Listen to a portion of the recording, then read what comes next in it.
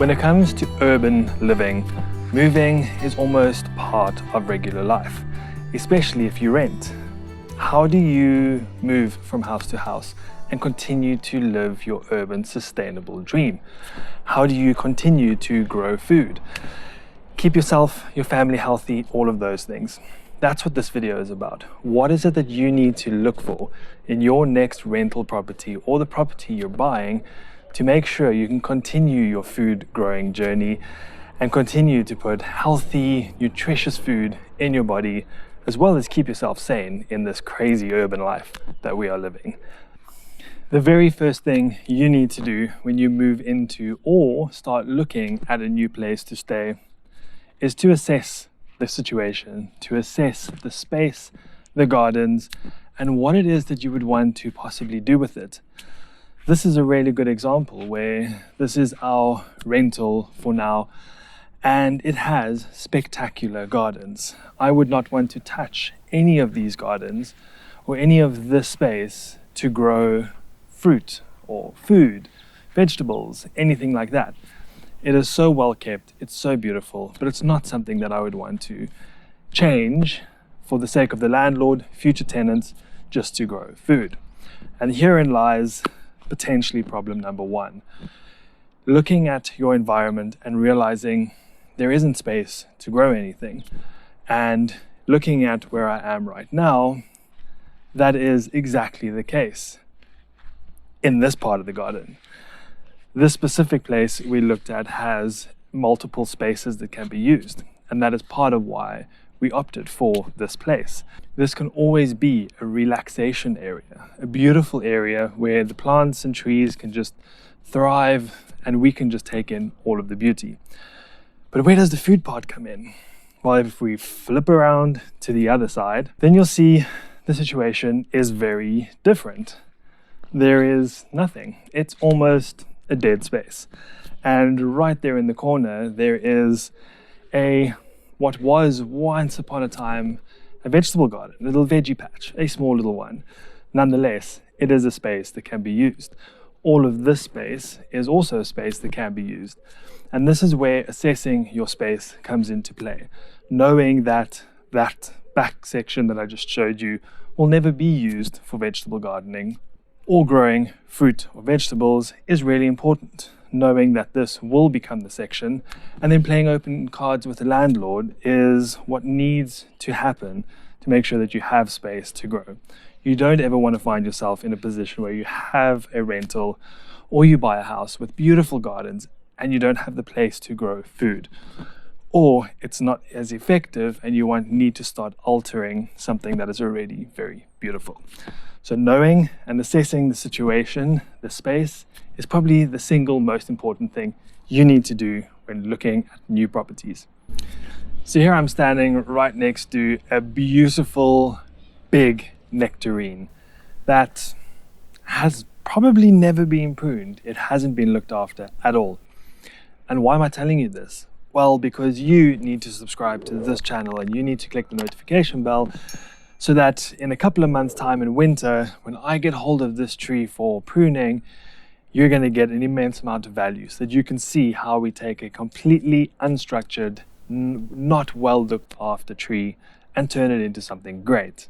But that's not what I want to talk about in this segment. This segment is all about looking up at the sky, and looking up at the sky specifically towards the sun and understanding the sun's arc and shadow movements in relation to your growing space and property.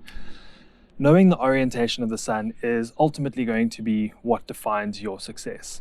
If you get it completely wrong, you are going to end up with spindly, wilting, underperforming small crops that are just going to cause you a lot of frustration.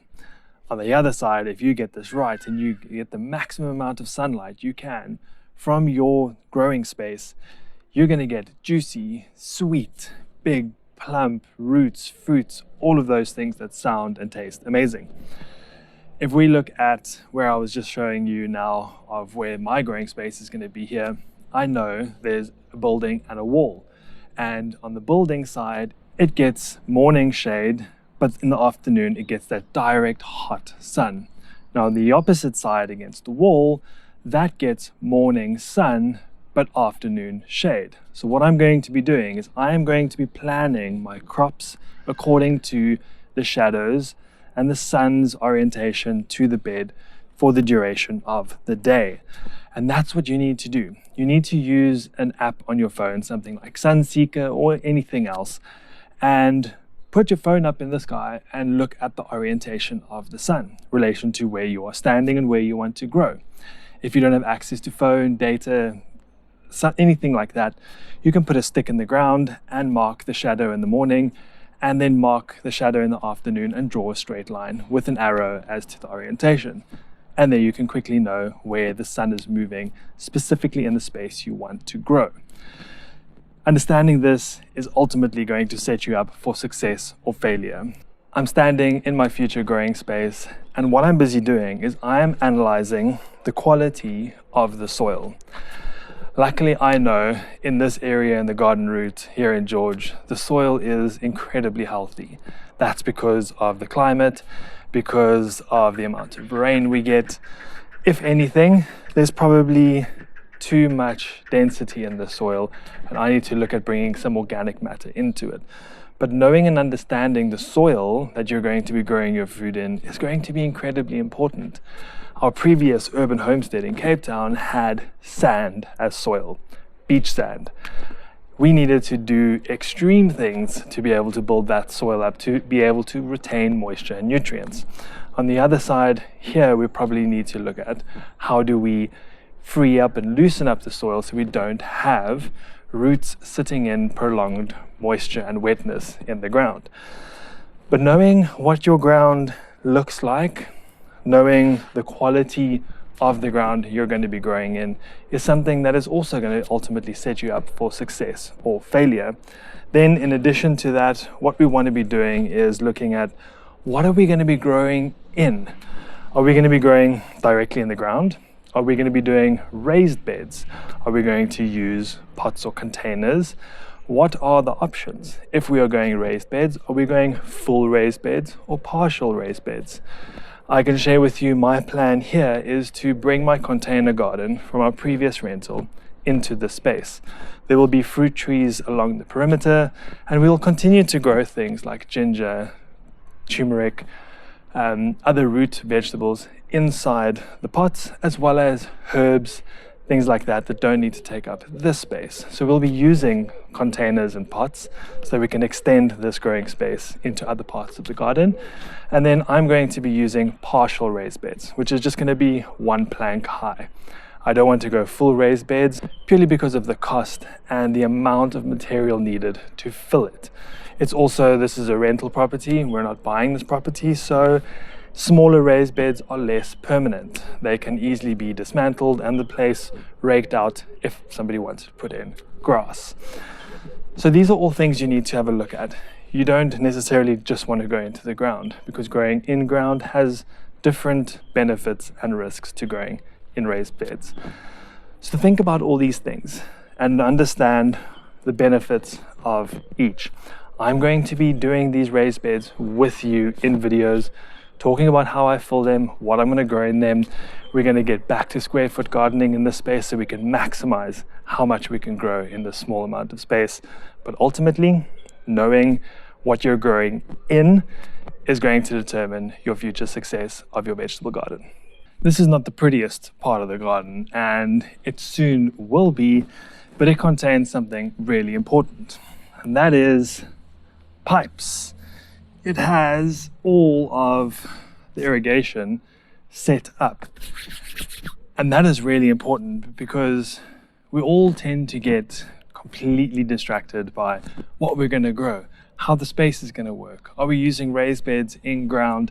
What is the season? What crops can I still get in the ground? All of these questions we still have. And then we forget about how are we going to water our crops? Where is our watering point in relation to the space that we need to grow? It's a very easy oversight, but what it can do is it can make your growing a lot harder, a lot more labor intensive.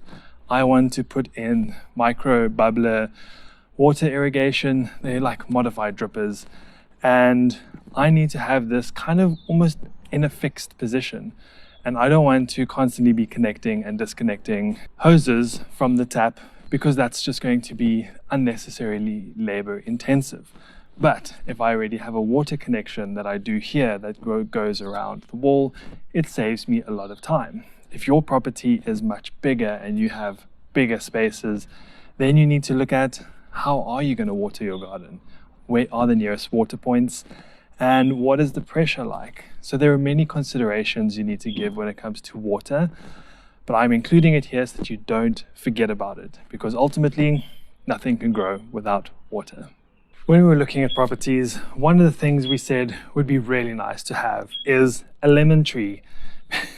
It's one of those things that it's just a really nice tree to have in the garden and kind of makes a house feel like a home. And here we have it, a massive, massive lemon tree. If you remember the beginning when I spoke to you about that nectarine, and I said there are 2 trees we're going to be looking after and pruning during the winter time, this is the other one, a beautiful, majestic, big Eureka lemon tree. It needs a little bit of TLC. It needs to be made a lot smaller. It is absolutely huge, and it doesn't need to be. But this is what we need to look at for the next point, is landlord and property considerations. If you are renting, does your landlord have fruit trees in the garden? If yes, great. What can you do about it? Are they open to you pruning them and maintaining them? Do they get gardeners in? What is their stance on it? There's an open space here next to me, which I know, based on the conversations with the landlord, she wants me to put more fruit trees in there and turn this into a mini orchard for her. And that is absolutely best case scenario. So this space right next to me, we're going to look at putting in a self-pollinating apple, the Anna apple, which if you've seen some of my social media and other videos, you know I absolutely love. And then probably look at getting another citrus like an orange or an archie. Knowing what the relationship with the landlord is going to be when it comes to growing food and vegetables is really, really going to be important. If they do not like the idea of growing food in their property at all, then it's obviously not a property that you can go with.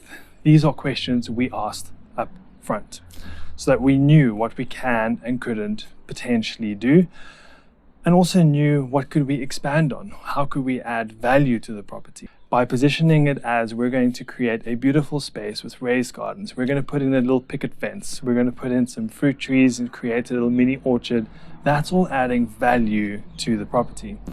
As soon as we start looking at using certain terminology and positioning ourselves as just converting the land into an unmaintained eyesore, then we run into problems. So if the property is not yours, be very careful with what you do with the space. Be very careful about the relationship you have with the landlord, and make it beautiful, make it nice, make it a space that you and everyone else would be proud to show off, that you would be proud to invite people in to come and pick food. But most importantly, consider your landlord, consider your neighbors, consider everyone else in everything that you do, because that's just the reality of urban living. We have to consider people around us and not just ourselves. If you are buying property, this might not be as much of a relevant topic than if you are renting, but either way, what you can do to significantly increase the footprint of your vegetable garden or your fruit orchard is to grow in containers. These are all of my fruit trees that came from the other property, which still need to be put into place over here. We're not going to just put these in the ground because we're renting. We potentially would be moving in a couple of years' time. And my apples, pears, oranges, all of those fruit trees, I would want to take with me. So using things like containers, pots, bags to extend your growing space, but also to be able to migrate your garden into a new garden one day is something that is really, really important, so that you don't have to start from scratch at every house that you move into. If you are buying, it's a very different situation because you might be there for the long haul, for a good 10, 20 years. There you can have a slightly different view. You can put your trees into the garden. But what we ultimately want to be looking at is extending space and making a transportable space so that your garden, if you need to, can go with you. Then the final thing we need to consider is the environment we're in. Where are we going to be? Are we in an arid environment or humid? Why is this important? Because we are then looking at fungal and disease issues in your humid environment versus drought and sunburn conditions on the arid environment.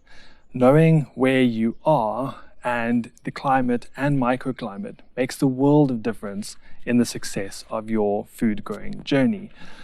Where we previously lived in Cape Town, the wind was brutal. The trees grew at 45 degree angles, and we needed wind breaks, and we needed many different layers of techniques to be able to grow food, because all the plants and veggies would dehydrate quicker than what they were able to absorb water from the ground. So knowing wind versus no wind, your humidity, your summer temperatures, your winter temperatures, do you get frost? Don't you? Those are all things you need to know as part of the new space you're moving in. Are you moving provinces, or are you just moving down the road? We just moved down the road, so for us, there's no big difference in the climate. We don't have wind here, and knowing that forces me to start proactively thinking about fungal and disease issues, because with high humidity, those issues come along. But I don't need to worry too much about things like moisture in the ground because of the humidity content. So those are all things you need to consider, and getting that right is going to make your food growing journey a lot less frustrating and ultimately more productive. So I hope you got value out of this. I hope that if you are looking to buy or you are looking for new rental properties, that these tips and tricks and insights would be able to allow you to find the perfect place for your needs right now. And also, if it is that you're moving, that you can put certain things into place that when you potentially move, you can take a lot of your garden with you, or at least start off in your new place, hit the ground running, and continue your food growing journey with as much ease as possible. If you enjoyed this, please give it a thumbs up. Please subscribe. You can join and become a member. You can buy me a coffee to say thank you. There are many ways that you can support everything that I'm doing, the content that I'm giving to you. And ultimately, I just want to thank you all, my loyal supporters, from the bottom of my heart. And I hope that your journey is filled with an abundance of successful harvests. Until next time, happy growing.